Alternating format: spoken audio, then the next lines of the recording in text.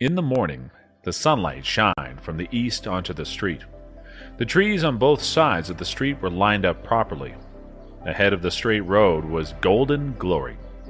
Jacob, who clenched his fist, started running faster and faster. If the nature essence was flowing smoothly, it would definitely trigger the 5 mountains bracelets. If one could release and restrain nature essence with great control within a second, he'd be able to control 40% of his nature essence without triggering the 5 mountains bracelets. That required Jacob to control his nature essence on top of doing everything else. 1 second, 1 moment. In fact, that was the trick for accumulating and unleashing strength. Jacob, who was running on the empty street, gradually disappeared. He formed a red energy sphere around him and released 16 sword energies from his palm. The sword energies accompanied Jacob by his side and followed in his footsteps, piercing forward and pulling back. Because of the bracelets, Jacob could not use his nature essence continuously. The sword energies dimmed down and brightened up as they followed the flow of Jacob's nature essence rhythm. Then, Jacob's energy sphere was suddenly enlarged. There was now 160 sword energies flowing on top of Jacob's head and forming a giant array. The colorful sword energies flickered. The sword energies didn't float mid-air as usual. Instead, they retracted along with Jacob's rhythm. With the sword handle as the axis, every sword energy was slowly circulating him. The 160 sword energies formed a neatly arranged array. Each sword energy was continuously flickering within its own position, and the instability would make it look even more dangerous to any outsider. It looked like the sword energies were about to attack at any moment. "Master!" 2 clear voices appeared on both sides of the road. Jacob looked around and saw Jade and Julia standing on both sides of the road as they grinned at him. Jacob smiled awkwardly as he withdrew the sword energies and revoked the energy sphere. Jacob reappeared on the street. "Master is going through a tough day." Jade and Julia walked to Jacob and smiled. "Oh, you saw?" Jacob asked. Jade snickered. "Is your back still hurting, Master?" "Yes," Jacob replied honestly. "A strict teacher produces outstanding students. You will be able to win at the Dragon God Shrine." "Do you guys know anything about the Dragon God Shrine?" Jacob asked. "Since the Dragon God Shrine was established, the general exams have become a great event each year for dragon cultivators. The general exams would take place on the date of the Dragon Boat Festival." Julia looked at Jacob and said, "Oh, the Dragon Boat Festival." Jacob then remembered that it was the Dragon Boat Festival this weekend. Dragon boat racing was the most common custom of the Dragon Boat Festival.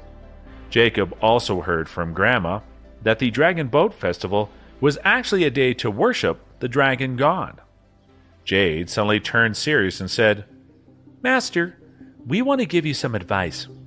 If you win, you don't need to care about other treasures. You only need to get one thing, and that is the core Lotus." "Core Lotus?" Jacob was a bit confused. "Yes, Master. To put it more precisely, it's the seed of the core Lotus. Jade and I have been asking around, and we finally found out that there is such a seed in the Dragon God Shrine," Julia said. "You need the treasure for something?" Jacob asked. His sweat from running outside had already dried up, and Jacob drew back his nature essence as he walked back to college to finally attend his class.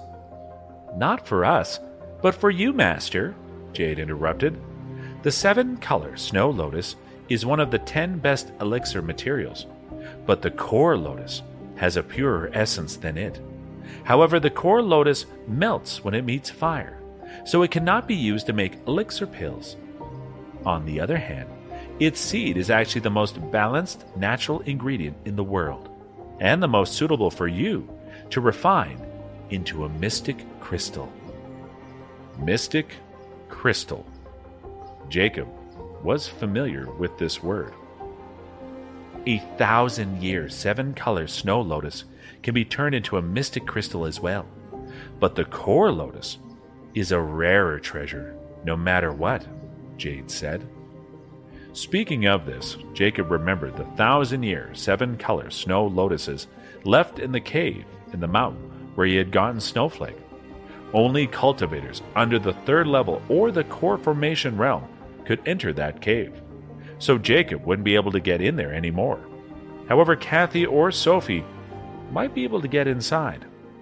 There was an abundance of spiritual herbs in the ethereal summit on 5th heaven, but there were no snow lotuses. These lotuses were probably the specialty of the Sky Mountain sect on 6th heaven, and they strictly kept the lotuses in their own hands. Jacob had personally seen the magical use of the snow lotuses when Kenneth failed the heavenly tribulation and was in severe danger. Even Noah said that the snow lotuses were holy materials for elixir making, if they could plant some of them in 5th heaven and grow them on a large scale. If I can refine a mystic crystal for myself, I'll be able to absorb more nature sense and break through realms easier. Right? Jacob asked. Mystic crystal is like a second dragon core to a dragon cultivator, and it'll be inside the cultivator for the rest of his or her life. Therefore, dragon cultivators are very careful in selecting mystic crystals. It has to be the best match for their physique and have abundant nature essence, Jade answered. You cultivate all 5 elemental essences at the same time. Therefore, your mystical crystal has to be a natural treasure of all 5 elements as well. Otherwise, you need to gather different materials and connect them through external forces. Its effect will be reduced, since it is not natural, Julia explained further. Jacob was a little convinced by their persuasive attitude. He had never considered getting a mystic crystal since he had just reached the 4th level. Generally, dragon cultivators would start paying special attention to mystic crystals when they reached the 5th level. They would try to get a mystic crystal of their own before breaking through to the 6th level so that it would assist them in reaching the 7th and 8th level. All the 7th and 8th level cultivators had their mystic crystals. In other words, there was no chance to get there with just the dragon core. The importance of a mystic crystal to a high-level cultivator was crucial. The smaller dragon clans didn't possess the materials or treasures to refine mystic crystals. In addition, the materials that could be used as mystic crystals were scarce and scattered around. They were either under the control of large dragon clans or in extremely dangerous places. Therefore, there was only one place to get it for a talented dragon cultivators from small forces: the Dragon God Shrine. The Dragon God Shrine possessed abundant resources and information. The identity of an inspector could allow them to enter some restricted areas. There was hope in either getting the mystic crystal from the Dragon God Shrine with outstanding performance or finding it themselves. So, the core lotus is a treasure, but can't be used in elixir making. It is useless for most cultivators, right? Jacob thought for a bit and asked. Jacob didn't have the confidence that he'd get a rank 1. As a matter of fact, he didn't even expect himself to rank in the top 3 in the exams. As long as he could rank within the top 10 and become an official inspector, he could potentially get his hands on this treasure. The core lotus can't be used in elixir making, but it can be used to make treasures. So some inspectors might use it to create natal treasures, Jade said. Some of the 1,000-year spiritual herbs could be used in elixir making as well as treasure making. For example, 1,000-year rosewood could be made into elixir pills, as well as wood elemental treasures. The seed of the core lotus was very hard, and it combined all 5 elements. It would be great if someone made it into a beam-shaped treasure that could help with boosting cultivation speed and offer additional protection. So, Jacob felt the sudden pressure. The quality of the mystic crystal affected the level of his future realm. It could also potentially determine if he could become a heavenly dragon or not in the future. All dragon cultivators tried their best to locate the best mystic crystal for them. Even Susan, who dedicated herself to cultivation, spent a long time looking for the most suitable mystical crystal for herself. Since the core lotus was the best mystic crystal for someone like him, Jacob sure wouldn't consider the 7-color snow lotus anymore. "Don't you worry, Master. I've discussed it with Julia, and we've decided to sneak into the Dragon God Shrine to take the core lotus for you in case you don't get rank 1. Jade bit her lip and said, "No, that's too risky." Jacob immediately rejected this idea. The Dragon God Shrine was the highest administration institution that governed the dragon tribe.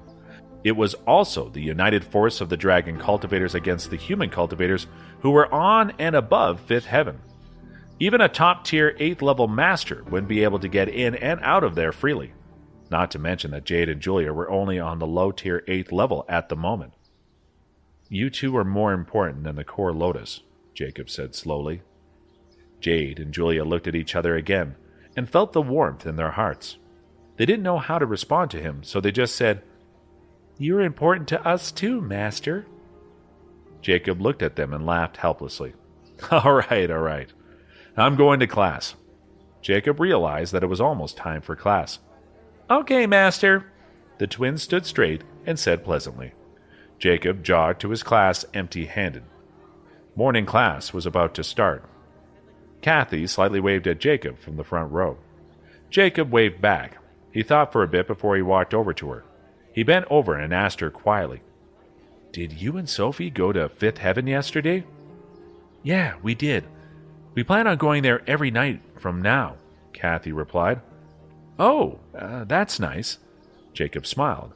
But Kathy's answer, it seemed like she and Sophie were getting along now, and that was a huge relief for him. Kathy was definitely one of his closest friends, and he did not like the idea of Sophie not liking her. Then Jacob ran to the back, and Sam softly knocked his shoulder. "What's wrong?" Jacob asked. "Did you jog here with Susan today? I saw you guys when I was jogging by the main gate." Sam glanced at him questioningly. Jacob had gone with the story of Susan being his cousin and told it to his friends multiple times. But he wasn't sure that they believed him. "Yeah," is all he said. As soon as he started sitting down, an acute pain shot through his spine, immediately reminding him of his hits he had taken from Susan today. Susan had been tough with him, and didn't spare him any mercy. Along the 12 miles Jacob covered from her place to college, Susan had beaten him from almost 8 miles. His back was the primary target. It was okay for him to walk, but bending down to sit caused him a lot of pain. Also, as soon as he relaxed, the 5 mountains bracelets would start functioning. It blocked Jacob's meridians tightly and paralyzed his body. As he somehow finally settled down without shouting in pain, Jacob's phone rang, and he immediately picked up, seeing the name. "Jacob, are you going to attend the Dragon God Shrine general examinations?" It was Draken's calm voice. Yes, sir." Jacob didn't expect Draken to call, but he lowered his voice and answered. Draken was silent for a few seconds. "This is the first time for our North Atlantic Dragon Clan to attend the Dragon God Shrine's general examinations." "Is there anything I should know, sir?" Jacob hesitated before he asked. "I just got the news. Kenneth will be in the exams as well," Draken said calmly, after a few seconds of silence.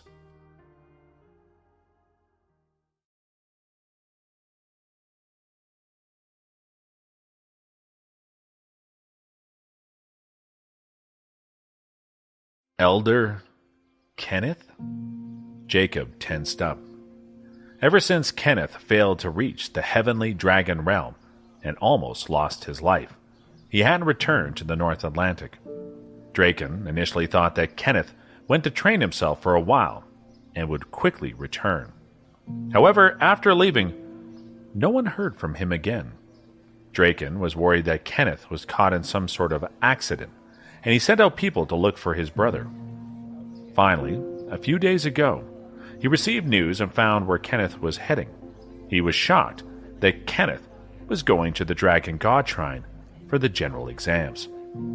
This morning, Liam called him and told him that Jacob was going to participate in the exams at the Dragon God Shrine as Susan's assistant as well.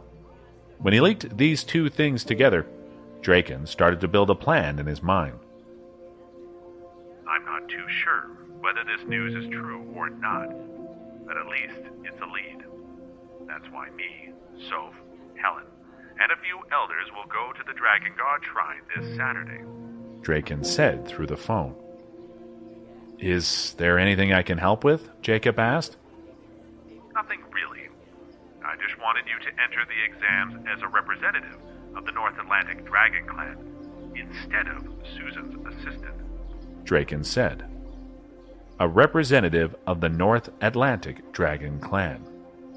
If it were before, the four ocean dragon clans wouldn't participate in any of the Dragon God Shrine's events, including the general examinations. The reason why Susan was able to enter the exams was that she technically wasn't a member of the clan. In a sense, the four ocean dragon clans were an alliance of their own. The Dragon God Shrine was an alliance formed by the smaller dragon clans. The rise of the Dragon God Shrine, in reality, was a challenge to the four ocean dragon clans. That was why the four ocean dragon clans and the Dragon God Shrine didn't interfere with each other and only observed each other's actions. However, if Jacob were to participate in the exams as a representative of the North Atlantic rather than as Susan's assistant, the meaning of everything would be different. Even if the North Atlantic only sent one cultivator, it would still have a symbolic meaning. It was Jacob who would become the key person to make such changes. Yeah, I can do it, Jacob said on the phone. Suddenly, he felt an enormous weight on his shoulders. If he were to participate as Susan's assistant, losing wouldn't really matter. However, if he were to represent the North Atlantic Dragon Clan, then losing early on would make the clan lose face. You don't have to overthink this. This is a strategic decision that was made by all the elders and me. Therefore, your performance during the exam is irrelevant. As long as you represent our clan, we will have enough reasons to go to the Dragon God Shrine and find clues as to where Kenneth is, Draken explained. Okay, I understand, Jacob responded. For Draken, this trip was to have interactions with the Dragon God Shrine and to see Kenneth. After thinking about it a bit more, Jacob felt like the latter was probably the main reason. The current situation of the four ocean dragon clans was unpredictable with Darius's return. He suppressed the East and West clans before defeating the South Atlantic. These reasons have made the alliance between the four oceans extremely weak. Also, Jade, Julia, Kathy, and Noah would be coming with us. Draken finished his last words and hung up the phone. Jacob stared at his cell phone. He had a hard time believing the supporters he would have when he was taking the exams. The Dragon King, Dragon Queen, and Princess of North Atlantic, as well as several purple-robed elders of North Atlantic, the disciple of a Soul Formation Realm cultivator, twin sisters from the Immortal Realm, and the only disciple of the great Thomas, the eldest son of the godly dragon. However, when he really thought about it, if he lost in the first round of combat, or couldn't even pass the first day's written exam with such a strong support team, it would be quite a humiliation.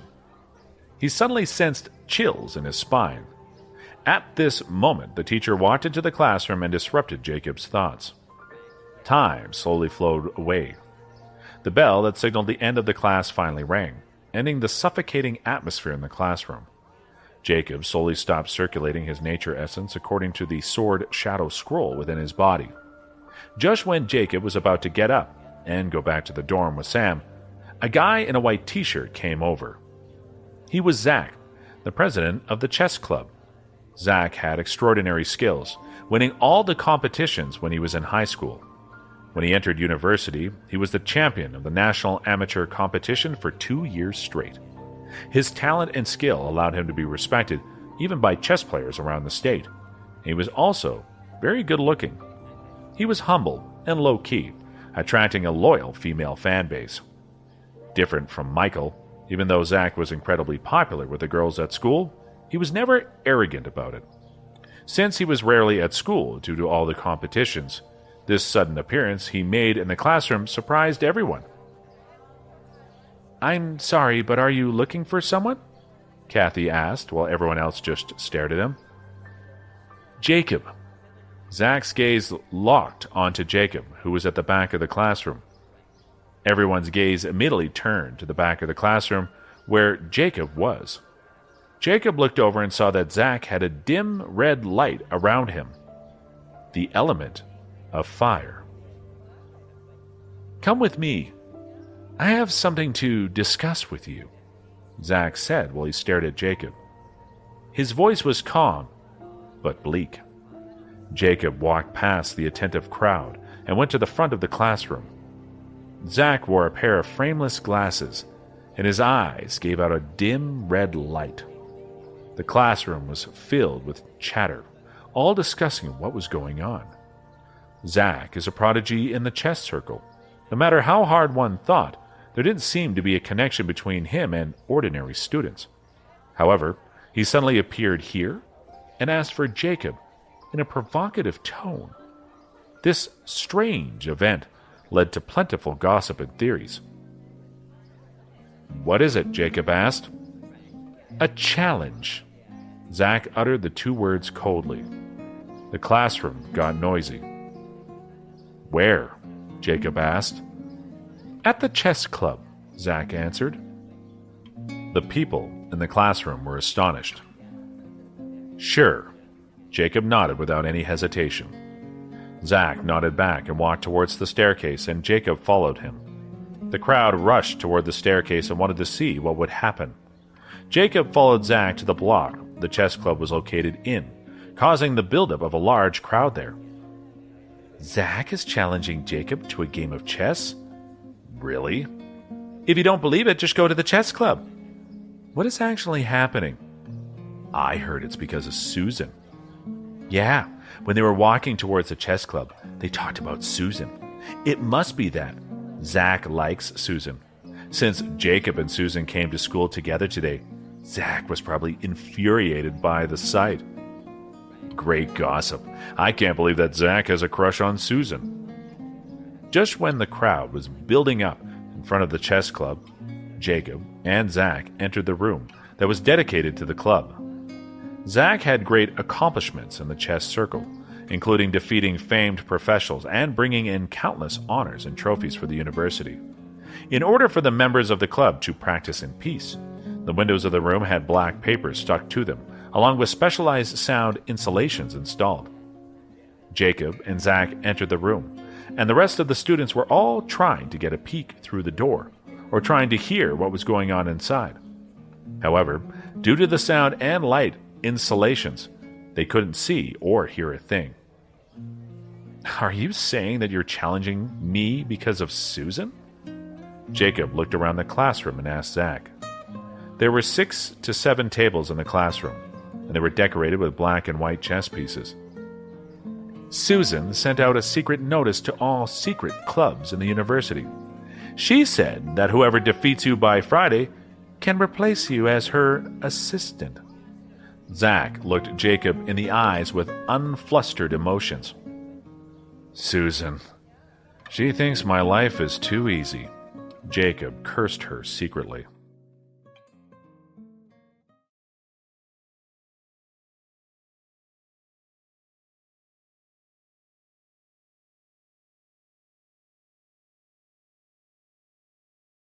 Just a short introduction. I, Zach, am a 5th level fire elemental dragon from the Blue Moon Forest, Zach said.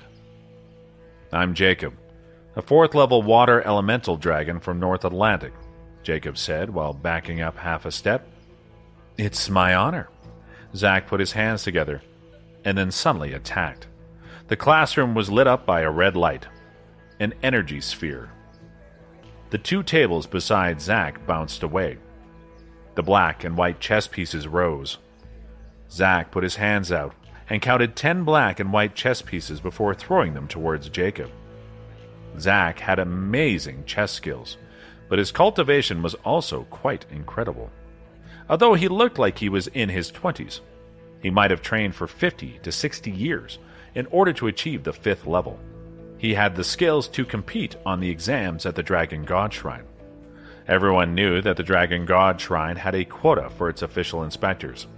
Theoretically, it was based on merit. However, under similar circumstances, they would prioritize cultivators who had the position of an assisting inspector. It's my honor. Jacob also put his hands together, and 160 sword energies suddenly shot out of his shoulders.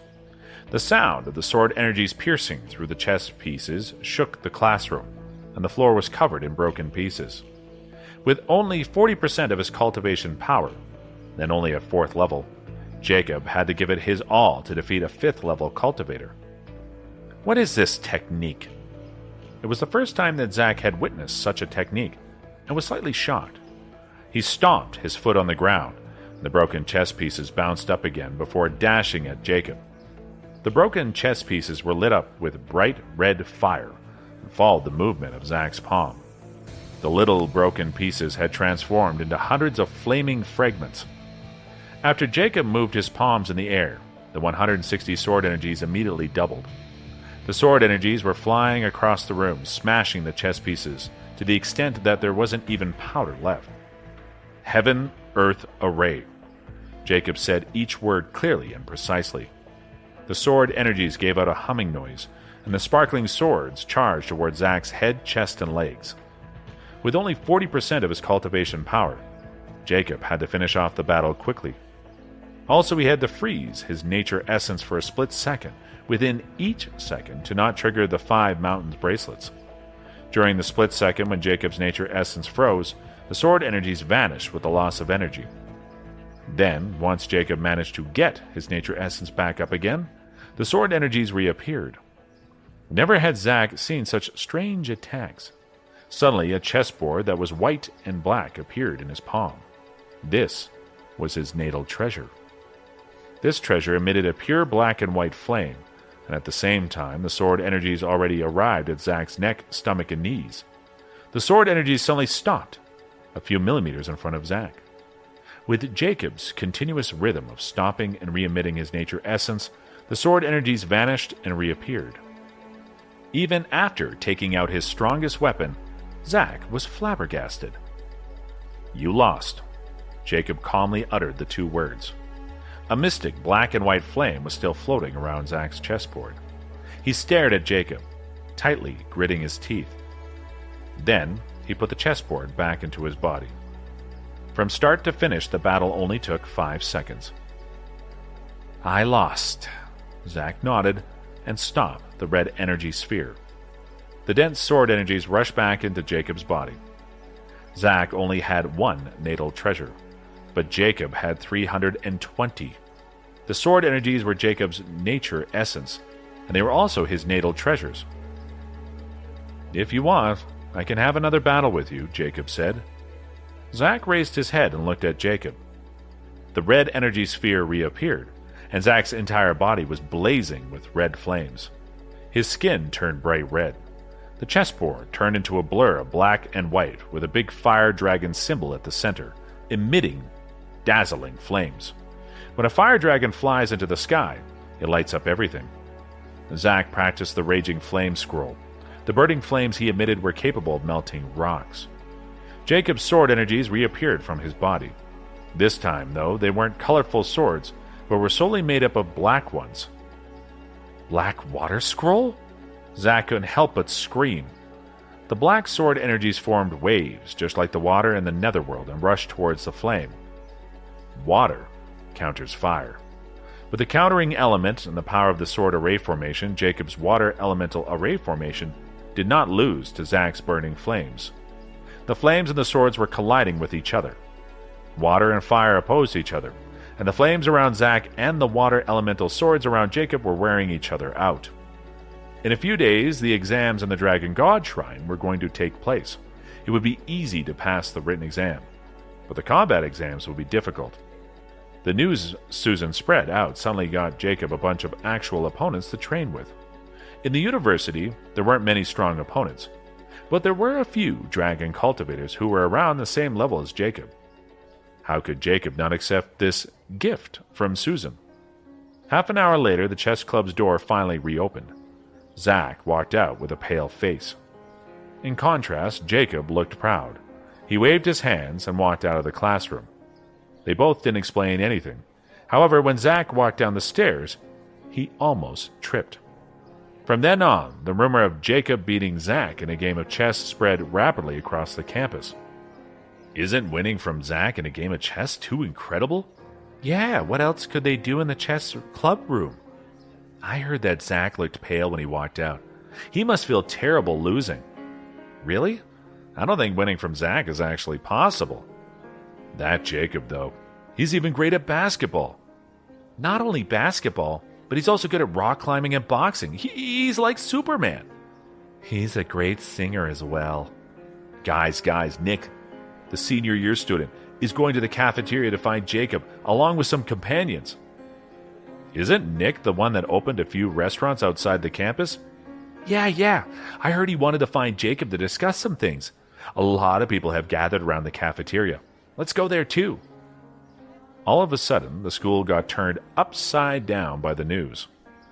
With the flow of time, the dragon cultivators who used to live deep in the woods were slowly assimilating with the mortals in society, especially the young dragon cultivators who had trained at home to some extent. They would go into the cities, enter a high school or university, and meet new friends to expand their horizons. Within the university, there were over 10 secret groups. Some were based on their elemental attribute, some were based on their realms, and some were based on where they were from after receiving Susan's message. They all went to find Jacob, despite previously being relatively low-key. Jacob, who had once rejected the invitation to enter their groups, had suddenly become the #1 target. As long as one could defeat Jacob, he or she would be able to obtain the qualifications to become an assisting inspector. However, in the eyes of ordinary university students, who didn't know the secretive dragon cultivators that all came from backgrounds of wealth and power, the sudden challenge against Jacob by these famous students seemed to stem from their jealousy of his rising fame.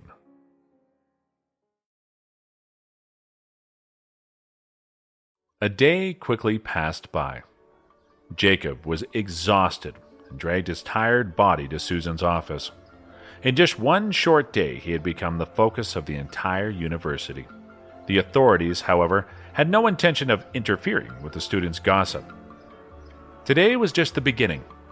In the next 2 days, it'll become much worse, Susan said calmly as she felt Jacob walking into her office. The ones who haven't attacked are just patiently waiting for their opportunities, right?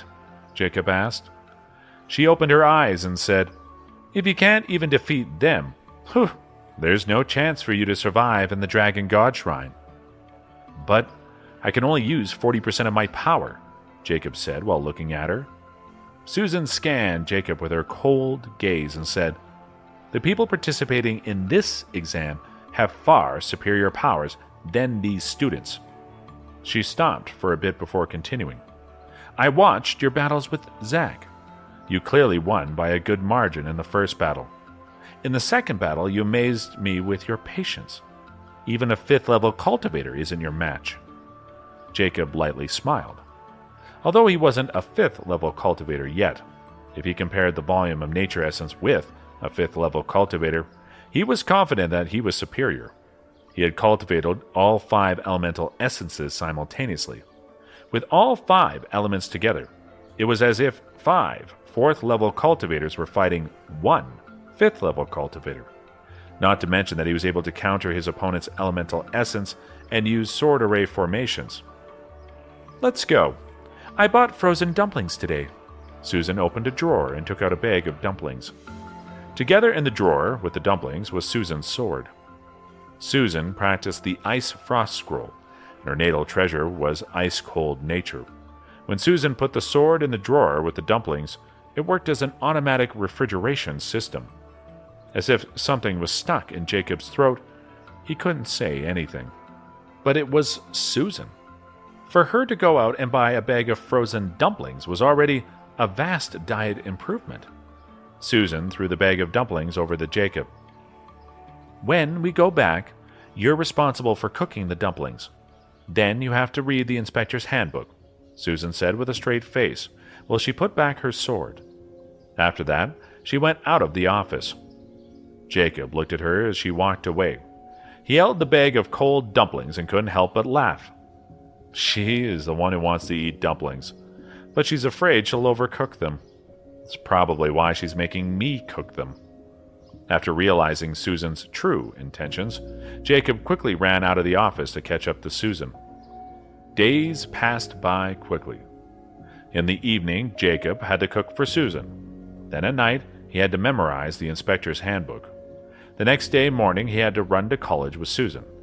During the day, he had to battle against young cultivators who wanted his position. Within the college, Jacob's reputation grew rapidly. Although he had many students come to him to discuss things, he always came out of those meetings looking victorious, while the other person looked pale. During this time, Sophie, with her books, pretended to go to the girls' dorm at the university every night to find Kathy to study. However, she was led by Snowflake and Kathy to Fifth Heaven to cultivate her new technique and test out her sword. The mystic sect found many herbs Kathy was missing for the valley and placed them at the entrance of the ethereal summit. When Kathy saw the abundance of materials, she made youth pills for Snowflake to bring back to the mystic sect as a thank you gift. Overall, there was nothing wrong. Meanwhile, on Sixth Heaven, in the Sky Mountain sect, a girl wearing a white long dress walked up the stone steps rapidly. At her waist hung a golden bell. With each step, the bell made a series of crisp noises. A golden squirrel was chasing behind her. Its movements were brisk, forming the illusion of a streak of golden lights. "Dad, were you looking for me?" the girl asked as she ran into the garden and pushed open the bedroom door. Inside the bedroom sat a middle-aged man with a long white beard. "Elena, you're back." The man rocked his chair while nodding slightly. "Dad, what's the matter? Why did you ask me to come back on such short notice? Did something urgent come up?" Elena asked carefully while blinking a few times. The man slammed his hand on the table to his left, and a white teacup jumped into the air. Elena was shocked, and her whole body shivered. "How dare you still pretend to be innocent? Bow before me!" The man yelled with his eyes wide open. Elena was scared and quickly bowed her head down. A middle-aged woman walked in from the room next door, and she shook her head helplessly when she looked at Elena. She came over and patted her on the shoulder as comfort before going to her husband's side. "Be honest with me. What did you do on Fifth Heaven?" The man glared at Elena, and his voice was extremely strict. Under the wrath of her father, Elena felt like her body was losing strength. She hesitated for a few seconds and said, "Dad, I found some clues about the thieves that offended the White Sand sect and stole the 2 elixir stoves that we gave them a while ago. I've been chasing after the thieves recently." The man slammed against the tea table again. Elena was scared to look up, and her whole body shivered.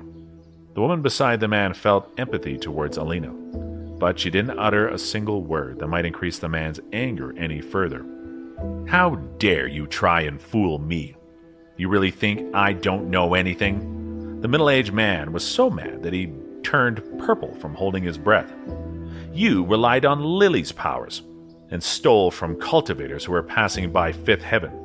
You think I don't know?" When she heard this, Elena fiercely shook her head. "Dad, I didn't." "How dare you quibble?" The man continued to raise his voice. "It has already been reported to Sixth Heaven. Are you saying that the cultivators on Fifth Heaven are lying? The perpetrator was a girl who was 15 to 16, rode a snow line, had a green longsword, and used the Big Dipper constellation scroll." Elena looked up and stared blankly at her dad. Lily, who was standing on her shoulder in its smaller version, jumped to the ground as it looked at the madman in front of it. It ran a little further just to be safe. "Dad, that snow line, it is white, isn't it?" Elena asked after thinking for a bit. "It is white. Don't you think you can trick me with these little tricks? Lily is a level 5 snow line. Becoming white is easy for it." The man got angrier as Elena asked for the details. The woman who stood next to the man tried extremely hard to convey the message. Keep quiet for now. Don't talk back. However, Elena was extremely confused and did not understand what she did wrong. That snow line is not pure white. Its legs are golden. That's the evidence that it was Lily not completely changing colors. How dare you quibble at this stage? You're the daughter of the sect master of the Sky Mountain sect. How dare you go and rob cultivators on Fifth Heaven? You made me lose face. Not only did you rob them, you even robbed the affiliates of sects on Sixth Heaven. If they didn't come to me, I wouldn't know the troubles you've caused on Fifth Heaven. Each word the man said echoed in the room. How dare you say it wasn't you? I haven't taught any other disciple the Big Dipper Constellation Scroll. Also, you took the green treasure sword long ago. All right. She's been playing a little prank and has done some wrong things. It was inevitable. However, she's been trying to find clues for the White Sand sect this time on Fifth Heaven. The middle-aged woman finally tried to appease the man's anger. Elena looked down, and her teeth made a loud grinding noise. She had never robbed cultivators on Fifth Heaven, but she couldn't say that she had lost the green treasured sword and the Big Dipper Constellation Scroll. The Big Dipper Constellation Scroll was a technique that her father begged for from Seventh Heaven, and the green treasure sword was one of the greatest treasures of the Sky Mountain sect. If her father learned that she lost them, he would be even madder. Go to the back mountain and reflect for a month. Only rough meals. No visits allowed, the man roared. He looked at Elena, who was still bowing. He thought for a second and said, If it wasn't you, we will see what happens on Fifth Heaven for the coming month. Meanwhile, on Fifth Heaven, Sophie looked at the treasures, technique scrolls, spiritual herbs, elixir pills, and notes that filled up half of her cave.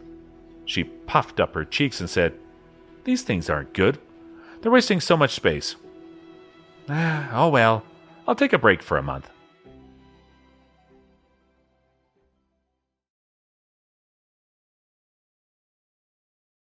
The bell that signaled the end of Friday's classes rang. Jacob put on his backpack and left the classroom. In 4 days, he had successfully defeated 26 dragon cultivators at the university. 3 were at the 5th level, 12 were at the 4th level, and 11 were at the 3rd level. Jacob's classmates ran out the door behind him. Outside the classroom was Susan. Let's go, Susan immediately said as she looked at him. All the students around them were shocked. What is this situation? Susan coming to the classroom to pick Jacob up, they thought. Okay. Jacob nodded and flung his backpack onto his back before following her to the stairs. Are you all set? Susan asked when they came out. Yeah, everything's set, Jacob responded. Even though he was a modern mortal who grew up competing and attending all sorts of exams, competitions, and races, entering the Dragon God Shrine's exams was a first for Jacob. Carrying a backpack and walking out the campus gate with the setting sun's light dimming on them, Jacob felt like he was a student in ancient times, when people had to go to the capital to take exams that determined their fate. The battles in the last few days had increased Jacob's battle experience immensely. However, the truth was that the real elite dragon cultivators weren't at the university. They were the future successors of their clans, and the elders kept them back at home. Fighting those that weren't the strongest among his generation gave Jacob the chance to warm up. Susan knew what Jacob's ability was like, so she was sure that he wouldn't lose easily. She was actually quite satisfied with his performance. After all, if Jacob couldn't even pass the challenges at college, there was no chance that he would pass the Dragon God Shrine's exams. As Susan looked at Jacob, she had higher expectations of him. Maybe this kid can actually make it to the top 3, Susan secretly thought. In Liam's office, there were a few professors. They looked mad and exclaimed, Vice Principal, what is this? Miss Susan is so close to a student. This will have a negative impact on the university's reputation. Vice Principal, you should really interfere with this. Classes can't be like this. Miss Susan is in the spotlight here, and her condescending attitude is unacceptable. A professor should behave like a professor. I think that students should also be punished. Recently, many students have challenged him privately, and everyone has been talking about him. Isn't this enough evidence that this student is nothing but a nuisance? Vice Principal, you need to stop protecting Susan and that Jacob. The professors were extremely passionate about their beliefs. They were almost about to slam the table. Liam was sitting at his desk, just looking at them calmly. He obviously understood what these professors were thinking. A professor getting involved with a student would definitely be a huge scandal for the university if anything went wrong. I won't interfere this time, Liam said calmly, stating his stance on the situation. All the professors were shocked and were about to explode. Vice Principal, how can you not do anything? Liam was still sitting calmly at his desk, looking at them with no emotional fluctuations. The university has its rules. There aren't any rules that prohibit students and professors from arriving at college together. What? The professors looked at each other and were utterly speechless. Do we have any rules on whether a professor can walk home together with a student? The professors were once again speechless. Liam leaned forward a little bit and asked, Unless you guys are saying that Susan and Jacob are dating. Once he said this, the professors' faces turned bright red. They couldn't say another word. Susan and Jacob seemed to have a close relationship, but it was highly unlikely that they were dating. Everyone knew Susan's attitude well enough to not think that. What other questions do you guys have? Liam said at a slow speed, as if he was questioning them. Vice Principal, even if there's nothing wrong about Miss Susan, but that student. We can't just let that student off the hook. A male professor suddenly suggested. He often skips his classes. According to university regulations, that should be an offense. We should at least give him a warning. Yes. Even I think that the student should be punished. Another professor agreed with this opinion. Liam put on a straight face and didn't say anything. Vice Principal Liam, if you can't deal with this problem, then we'll go find the principal. After seeing Liam's indifferent attitude, they became decisive. Liam was only the vice principal, and on top of him was the principal. Jacob got my approval beforehand. If you still have any questions, you can go consult the principal, Liam said. Let's go. Let's go find the principal. At this current moment, all these professors were hot-headed. They weren't scared of offending Liam anymore and went straight to the principal's office. Half a minute later, a roar was heard from the principal's office. What on earth do you think you guys are doing? Jacob is Dr. Walter and Dr. Mila's son. If we give a serious warning to their son, what do you think the consequences will be? Are you guys willing to take responsibility for that? There was absolute silence for a split second in the principal's office. Then those professors quickly ran out of the office. Meanwhile, Jacob and Susan were in a cab. They went to a small park a few miles away from the college. It was very quiet in the park, but they did not have time to wander around. They quickly found a quiet spot where no one was around, and Susan took out her sword and created a red energy sphere. Then she used her power to carry them up into the sky. They were heading towards the Dragon God Shrine. As they flew higher and higher, the city became smaller and smaller. After they were above layers of clouds, Susan maximized their speed. On Susan's waist hung a shiny token. That was a symbol of official inspector, and no forces dared to stop them. Have you memorized everything in the handbook? Susan asked to confirm. Yes, I memorized everything, Jacob said. To memorize that super thick handbook, he had pulled a few consecutive all-nighters. His head was about to explode with all the information that was crammed in.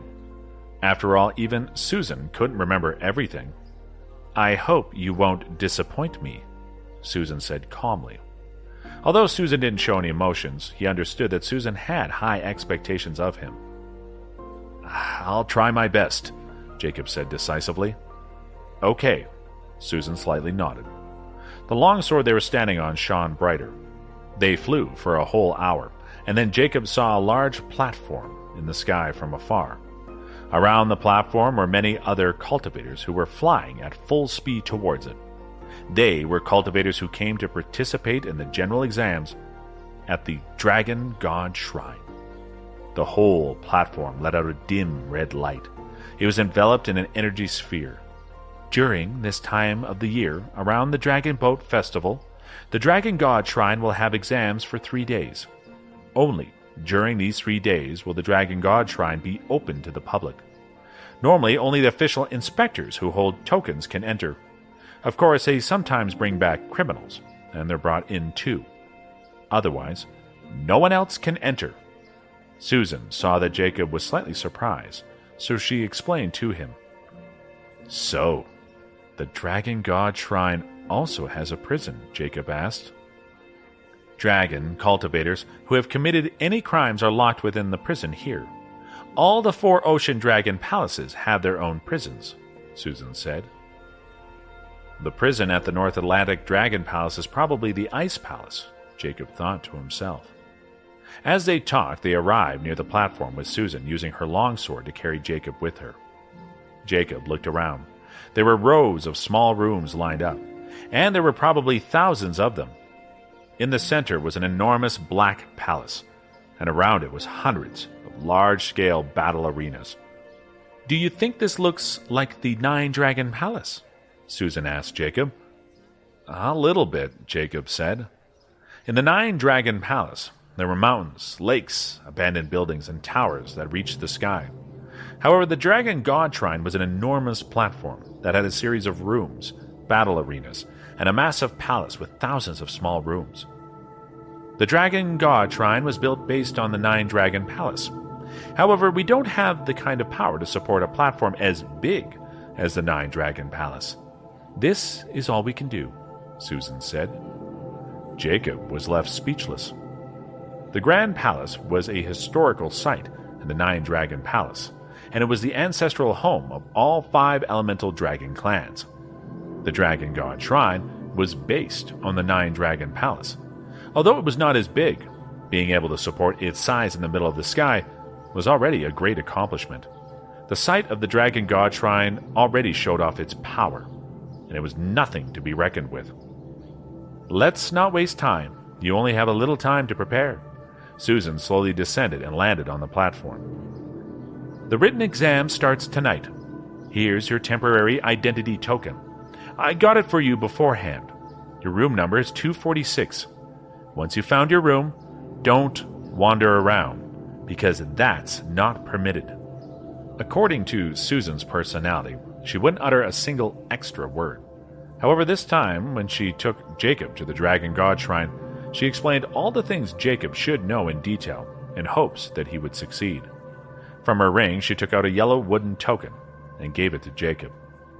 Jacob looked down and saw 246 carved on it. It didn't seem special at all. I have to go report at the Dragon God Shrine, so I don't have time to take you around. Go find your room and rest. There should be a set of clothes in your room, so change into them. Remember to put your temporary identity token at your waist. After 11 tonight, anyone that hasn't put on the prepared clothes or the identity token will be killed as a trespasser. Susan left those words with him and walked towards the Black Palace with her long sword. Jacob was a bit freaked out by how easily Susan uttered the word kill. On the Dragon God Shrine's territory, it was better to not get on the wrong side of the terrifying official inspectors.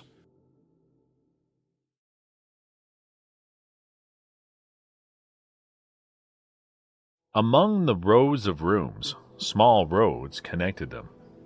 The roads were made of blue stones, the walls were gray, and the roofs had black tiles. The whole place gave off a mysterious old city feeling. On the narrow paths, participants were rushing through. Some wore modern-style clothing, while others wore light-colored linen clothing. They were both males and females, and the busy passerby and the narrow streets together formed a weird yet interesting picture.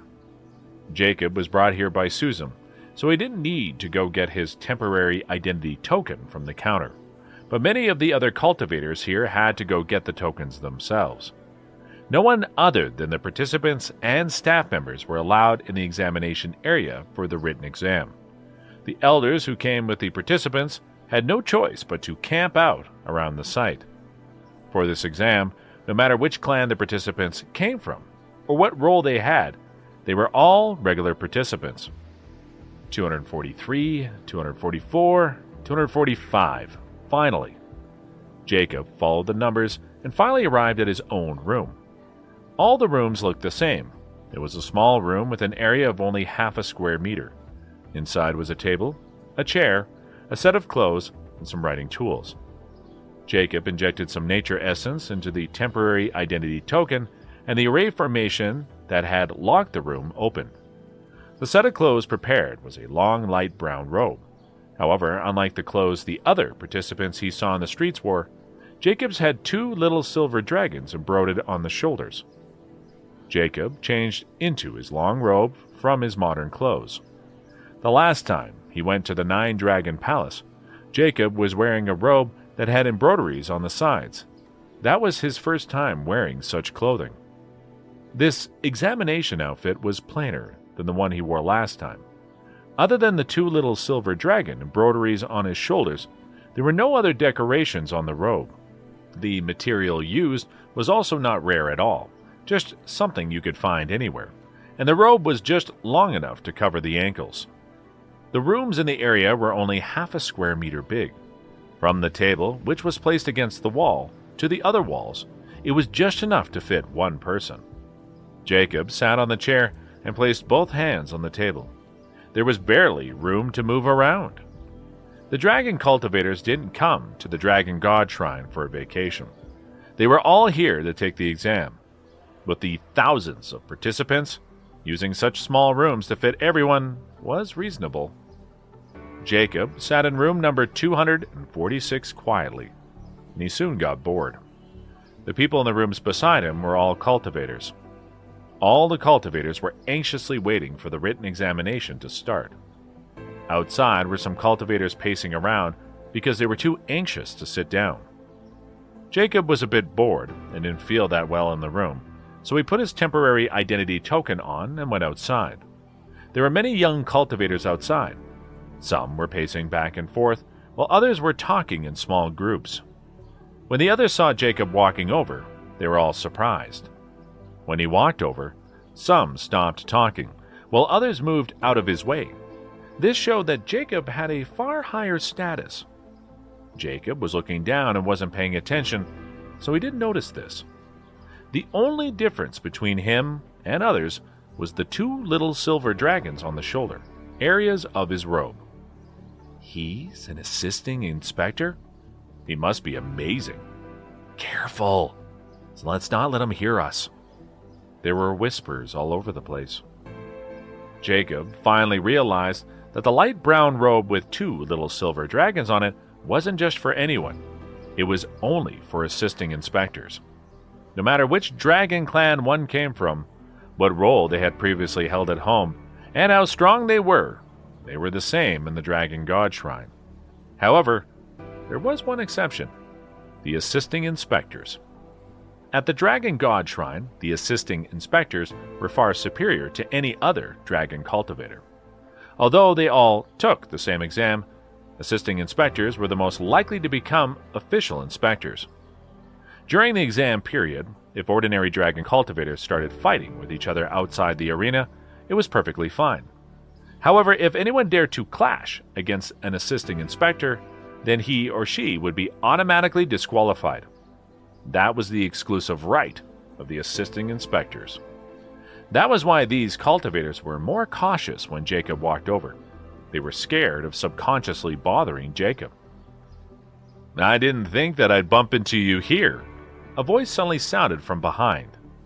Jacob turned, and a familiar cultivator walked over from another path. It was Jonah.